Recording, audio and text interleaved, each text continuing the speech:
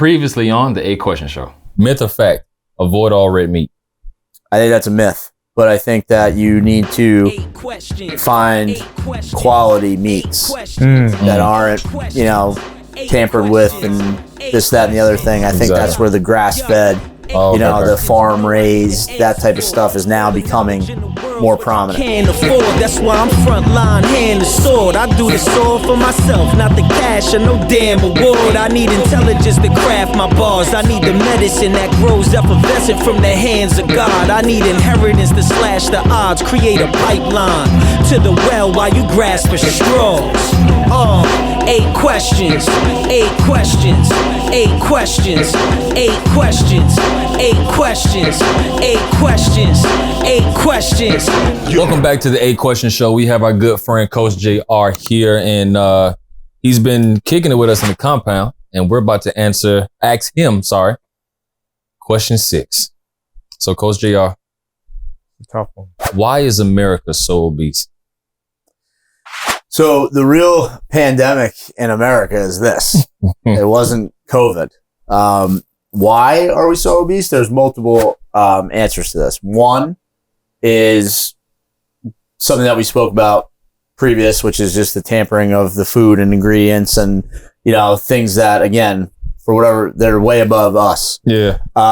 2 is something that I can't stand hearing about, but is lack of movement and exercise, right? And you see that with adults and young kids as well, because the childhood obesity rate is also insanely high. Yeah. And then the no-brainer is just technology.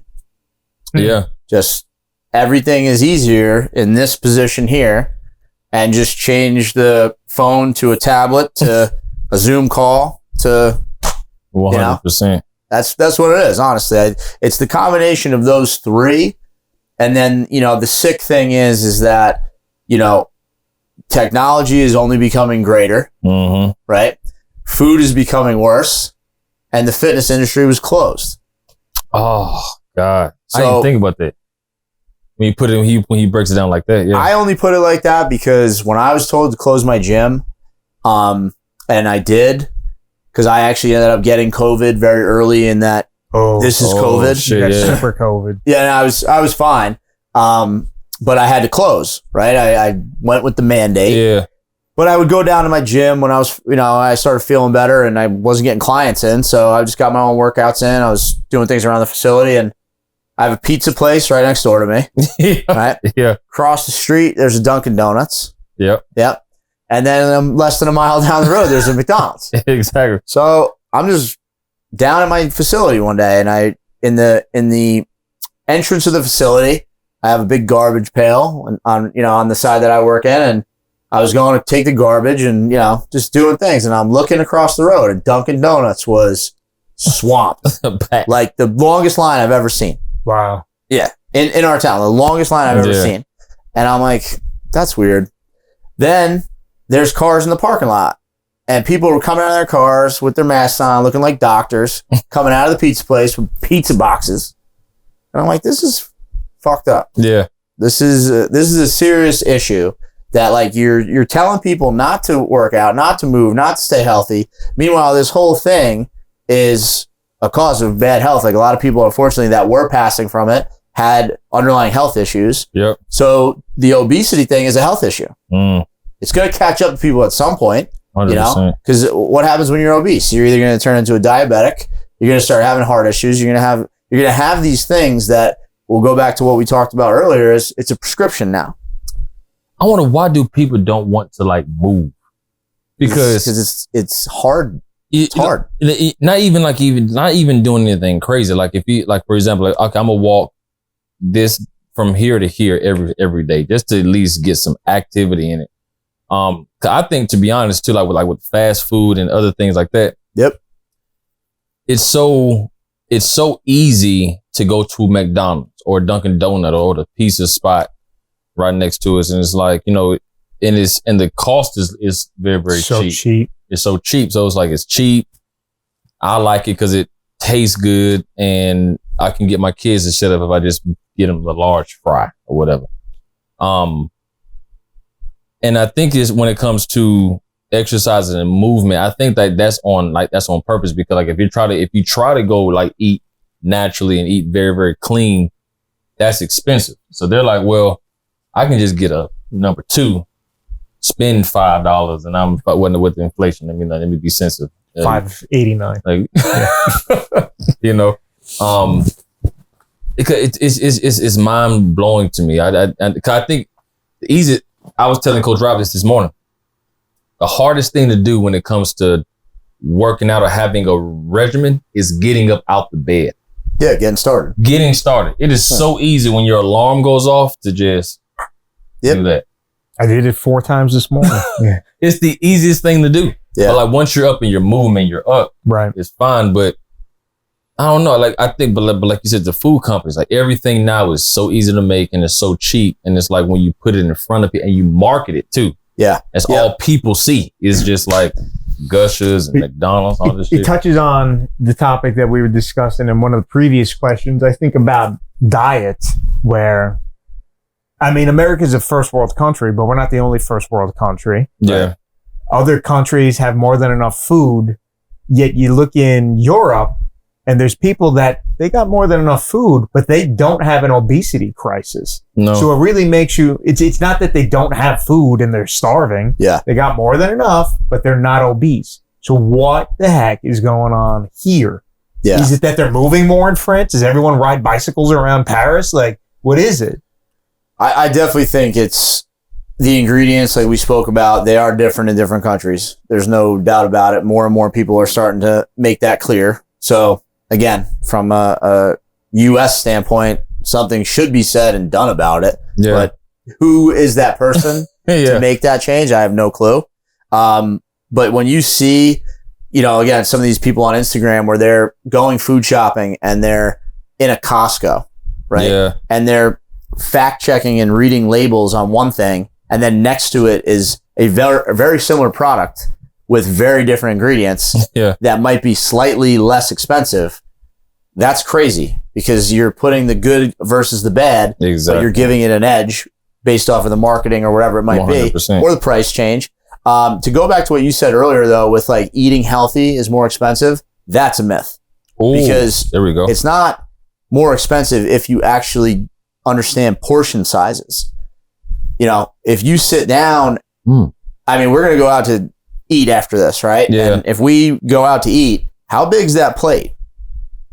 How big's that portion of, America and the US is like it's like a buffet with unlimited plates. Yeah. That's really what it is. So to go to yours and say like Europe and these other places, they just don't eat as much of that. I think that's also a serious sizes. Yeah. I never thought about it like that. Yeah. I mean, that's real. That's definitely real. I remember I went to Montreal years ago and we went to a restaurant and the portions were small, but you got like 4 or 5 portions, but they spaced everything out. So you would have like you have like a chicken thigh and like a little piece of green. And then they'd be like, what else? What do you want next? And then they would give you like a little piece of steak with a little potato. So like 3 portions in, you're already full. But if you actually looked at what you consumed, it really wasn't that much food. Yeah. And it was all very healthy food. And you're almost offended too. Like when you go to restaurants and the portion size is small, you're like, yeah, where's the rest of it? Exactly. Cause we're so used to. Yeah. Well, everything was cheaper there. Everything was cheaper. That portion might have been like $5. And you get like this exquisite, like French, whatever. Chicken, so you weren't like, damn, they're screwing me. You're like, well, I get to experiment, taste a little of this, little of that. And I think portion size has a lot to do with it. Listen, I think if we went out for Italian food, right?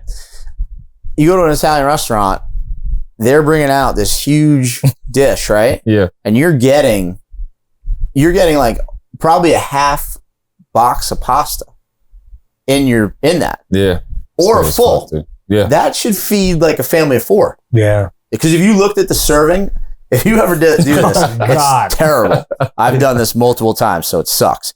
Take your food scale. Okay. Right? You obviously zero it out. You get a little container and you put the serving size of what the box of pasta says, which is 2 ounces dry. Okay. Typically. Right? So think of that like penne. Right? Yeah. It's like fucking eight of them. God damn it. 2 ounces of penne is like That's 8 noodles. Like you could take them out of the box. I've done this, by the way. It's sick, but it's pathetic, right? And you look at that, like you said, you're getting shortchanged. But I'm at my house, yeah. and now I'm looking at the box of pasta, and I'm like, all right, it's 4 servings, and I just got this box of pasta for $3.99 or something. Yeah. Where if I go out to eat, I'm spending 20 plus bucks, at and then if least. you add protein to that dish, now it's 35 or so. Exactly. So yeah, portion size I think is a huge culprit in this situation. I also think condiments and the little sneaky Stuff. little shit that comes in, like syrup. Mm. Yeah. You know what I mean? Like those little things. Ketchup. Every packet of ketchup, and maybe it's changed, but ketchup and barbecue sauce at McDonald's, the second ingredient or first ingredient is high fructose corn syrup. So if you're smashing those down, Oh god. You're eating corn syrup. yeah, that's and all the you average forget. person who is still drinking Coca-Cola cans, and I remember reading this book years ago, and that's actually what kind of like sparked my fitness journey, The Abs Diet, by Mark Zinzenko, I think his name was. He was like the editor-in-chief of Men's Health magazine. Yeah. I read that book in one night. Oh shit. I was doing an overnight shift with one of my crazy ass jobs. And he said that the average person gains 10 pounds a year in drinking Coca-Cola. God. Yeah. It's like a silent game. Just only Yeah. had Well, it's 10 empty calories. Exactly. Right. And that's a lot of the problem too. You know, it's the juice boxes, it's the sports drinks, it's the, you know, those little things that you don't think about. It's not like it's not like kids and adults are just smashing, you know, junk food all day long, because some people do. Yeah. But I think the big culprit is the sneaky calories, the portion sizes, and then what are you doing when you're eating most of that stuff? You're watching Netflix. You're not 100%. moving. You're binging Ozark. You know what I mean? Like that's really what it is. Because I see it now, man, and there's a decline in young athletes. Yeah. You know, it's a shift. It's a crazy thing, though. It's sad. It's really sad. I never thought about portion size. Yeah. Like Yeah. if you just take portion sizes alone and just say, hey, yeah, we're not going to give you this big ass tomahawk steak. We're going to give you like a corner of Tomahawk steak, shit. You know what I'm saying? That's my jam. That's me too. Yeah. Because I'm a steak connoisseur. I love fucking steak. So Well, listen, we're going to start our nutrition thing, right? exactly. I would say about 98% of the nutrition plans that I create are 5 to 6 meals a day. When I tell people that, they're like nervous. And I'm like, well, how many meals do you eat like now? And it's like 1, 2. And what's happening is you're slowing down your metabolism. And you're not getting in your nutrients that you need, and you're not getting in the protein that's supposed to help build muscle. You build more muscle, you burn calories. And if you eat protein, like I said before, your body's burning to digest it. Yeah. So I can take my lunch break from my job where I'm sitting down. I could go eat a lean protein source, a healthy carbohydrate and some greens and whatever. I'll have my water, and guess what? I come back to work. I have a couple more hours left in my day. That lean protein is burning calories while I'm sitting there typing. What are most people grabbing for lunch? It's probably a low protein lunch. Yeah. Yeah. Right? I mean, if you got a snack wrap at McDonald's Yeah. or something like seriously, something stupid like that, or a McDonald's hamburger, I mean, that's lot of not bread, thin meat. the thinnest burger, yeah. but no one says, man, I'm getting shortchanged with this. Exactly. You know what I mean? Exactly. They just think about You are the getting shortchanged with that. Yeah, QCP, absolutely. the quarters. I don't think we could sum it up any better. No, we Portion can't. sizes, lack of activity. Definitely something's up with the food in the United Yeah, States. There's I mean, a lot of that's- little extra sauces and high fructose corn syrups. I think we have our answer. 100%. So why is America so obese? Exactly what he just said. Right. Right. Or he just said. Or what he just said. Right. We all said. So the next question. Oh, this is the one I'm most excited about. Oh, hell yeah. This is the one I'm most excited about.